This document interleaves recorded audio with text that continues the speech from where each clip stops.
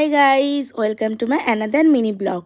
তো শনিবারটা মায়ের আরতি করেই আমরা শুরু করি বিকেলবেলাটা। আজকে পুজো দিনে আজকে মাকে শুধু মোমবাতি ধূপকাঠি দেখিয়েছিলাম। আর এই মায়ের মন্দিরে কেন মূর্তিটা থাকে না সেটার ভিডিও আমি অন্য মিনি ব্লগে তোমাদের সাথে শেয়ার করেছিলাম। তোমরা যারা দেখতে চাও বা জানতে চাও অবশ্যই আমি ডিসক্রিপশান বক্সে লিঙ্ক দিয়ে দিলাম, চেক আউট করে নিও। তো আজ দেখিয়ে দেওয়ার পর মাকে ধূপকাঠি আর মোমবাতি দেখিয়ে নিয়েছিলাম।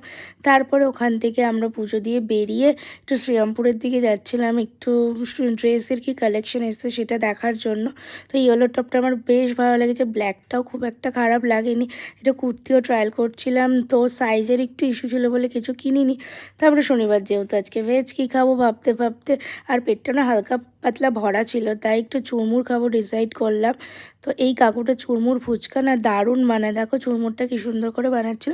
তো আমরা চুরমুর খেতে থাকি। ভালো লাগলে তোমরা চ্যানেলটিকে কিন্তু সাবস্ক্রাইব করে দিও। দেখা হচ্ছে অন্য কোনো মিনি ব্লগে। টাটা।